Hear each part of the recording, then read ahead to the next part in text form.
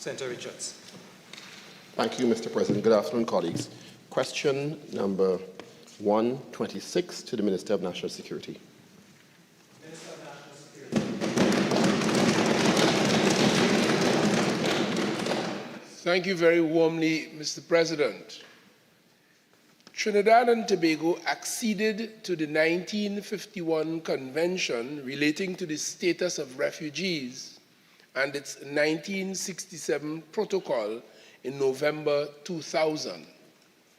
In 2014, a national refugee policy on refugees and asylum seekers was developed, but challenges were experienced with its implementation. This policy was intended to establish a transparent, fair, and efficient national mechanism for refugee status determination in Trinidad and Tobago that adheres to international obligations. It was intended to provide a framework to address asylum seekers and refugees and establish procedures for managing the determination process. As it transitions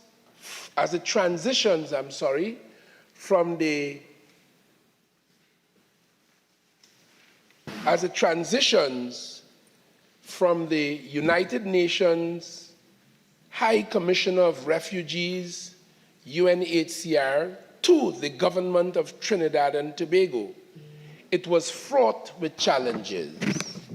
The government has reviewed and continues to review the position with the intention of formulating a model that will best suit our circumstances, considering contemporary migration trends and best practices.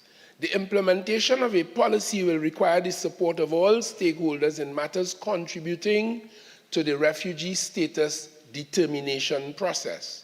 The privileges to be extended to refugees and asylum seekers and the subsequent voluntary repatriation, local integration, or resettlement in a third country. I thank you. Senator Richards. Mr. President, can the Minister identify the main challenges as he identified in his response to the implementation of these treaties and conventions?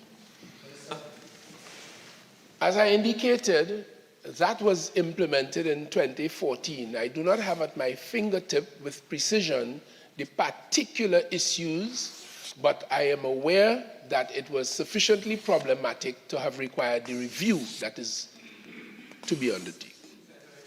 Can the Minister identify if there is a timeline in the resolution of these issues, given the calls by several agencies, including the UNHCR, to classify in particular Venezuelan migrants as either refugees or asylum seekers, as they have asked on some occasions? Minister.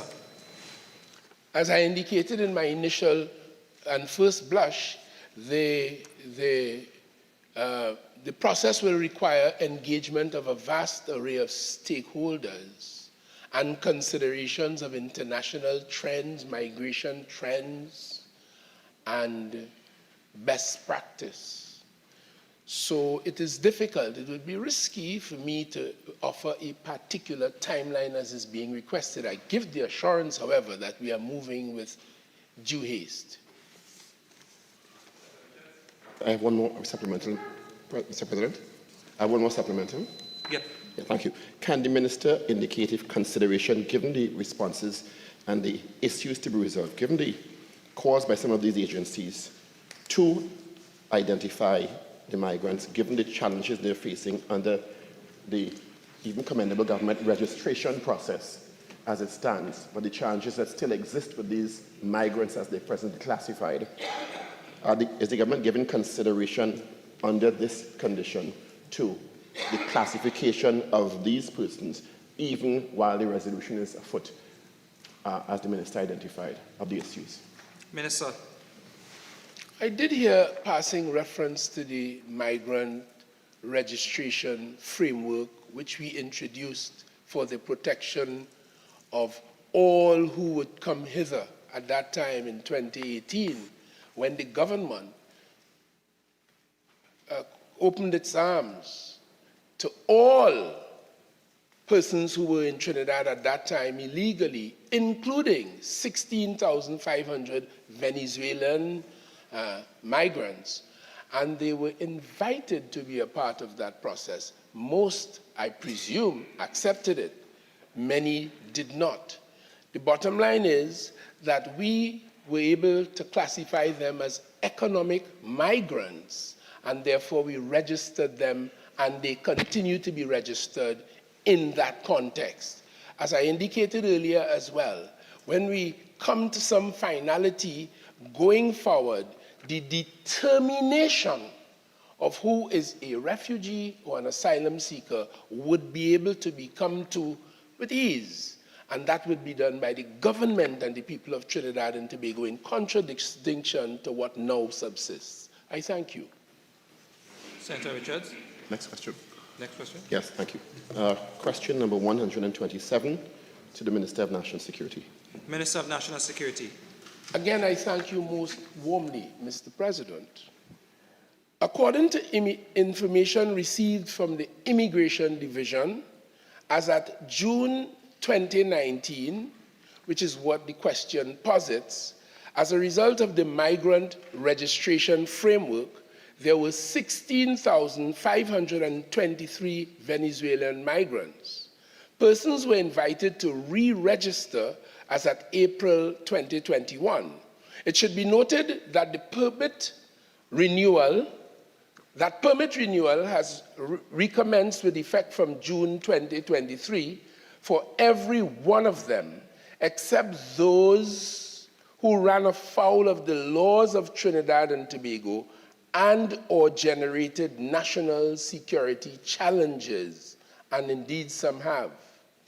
As noted above, all Venezuelan nationals present in Trinidad and Tobago were invited to register with the MRF, Migrant Registration Framework, in June of 2019. This would have included legal migrants and illegal migrants. Non-registered migrants cannot be quantified. Nevertheless, the following persons will make up that unquantifiable group.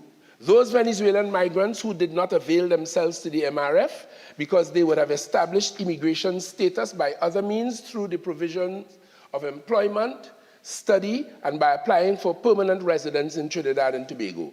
Those non-registered migrants who have not yet otherwise engaged the attention of the Immigration Division. They would have made unauthorized entries into the country and have not yet been detected, and there are some of them. Those who are engaging the attention of the Immigration Division's Enforcement Unit on orders of supervision, the arrangement for this facility is that persons must periodically report to the Enforcement Unit at scheduled dates and times until their immigration status becomes regularized or until they are repatriated. These are approximately 500 in number from what we have discerned thus far. Those who, at June 9th, 2023, are at the Immigration Detention Center pending repatriation, and there are 27 of them. That is to say, 17 males and 10 females. For the purpose of clarity, it should be noted that the non-registered migrants living in Trinidad and Tobago are Venezuelan nationals who did not avail themselves to be registered within the context of our MRF in June 2019. Therefore, non-registered migrants comprise both legal and illegal migrants. Legal migrants are permitted entrance and include the following: migrants who are pending the outcome of applications for permanent residence in Trinidad and Tobago, migrants who are employed in Trinidad and Tobago under the provision of a work permit, migrants who are currently studying in Trinidad and Tobago under the provision of a student permit, spouses and dependents who are accompanying the persons I have just identified. In this regard, the Ministry of National Security and the Immigration Division continue to process these persons and their specific applications following the legislative and operational procedures that obtain for the relevant status. Migrants who are in the jurisdiction Illegally include migrants without immigration status who are being processed by the enforcement unit and undetected migrants without immigration status. Illegal migrants engaging the attention of the Immigration Division Enforcement Unit are those who have breached the Immigration Act by committing summary offenses and those who have committed criminal offenses. These persons are processed for removal from Trinidad and Tobago by the grant of voluntary departure or deportation. The management of undetected migrants can only reasonably be expected to be addressed if they engage the attention of the Immigration Division through one means or another. Thank you. Thank you, Minister, for the fulsome response. Can the Minister confirm, I saw a news report recently that indicated, I'm not sure if it's accurate, that the government has indicated that the presently registered migrants, those situations are extended to December 31st, 2023. Is that accurate? Minister. It is absolutely accurate, but more than that, we have extended it, notwithstanding that in 2021, only some of the 16,500 who had originally registered came forward in 2021 for re-registration. Notwithstanding that, this government has rather kindly and in keeping with international observations and the highest standards, extended that facility to every one of the 16,523 who had originally registered in 2019, as we continue to extend the hand of fellowship to fellow human beings in Venezuela and wherever else they may come from in that particular program. Thank you. Senator Richards. Thank you, Mr. President. Can the Minister indicate if, through law enforcement or incursions with immigration officials, has a number of migrants who may have been identified by the state as non-registered, given the response you gave earlier regarding the re-registration program as identified by the government or started by the government? Minister. I did indicate along the way, PASA perhaps, that there are those who, notwithstanding that very generous expression of our nationhood and friendship to our sisters and brothers in Venezuela, there are some who, for one reason or another, did not come forward. But once they did and they are in the program, they are up for re-registration, subject only to the one thing, that they created adverse national security challenges or would have run afoul of the serious laws in Trinidad and Tobago. Richards. Thank you. Finally, through you, Mr. President, to you, Minister, has the government explored the issue of the non-registered migrants being, in some instances, exploited and used for the labor market in Trinidad and Tobago as an option for identifying non-registered migrants operating in the country?